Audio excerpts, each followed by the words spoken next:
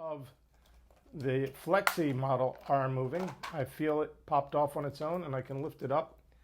You can see how gorgeous the back of this is.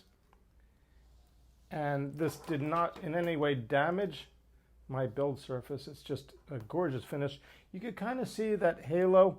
I shouldn't even be touching with my hands, to tell you the truth. I've been gesturing with my hands quite a bit, but I'm going to show you my process between prints. A little squirt of IPA, 5 seconds of a buff with steel wool, a piece of fresh paper towel folded in quarters, clean that off, turn over the paper towel, new squirt of alcohol, and this plate is fresh and ready to be used again.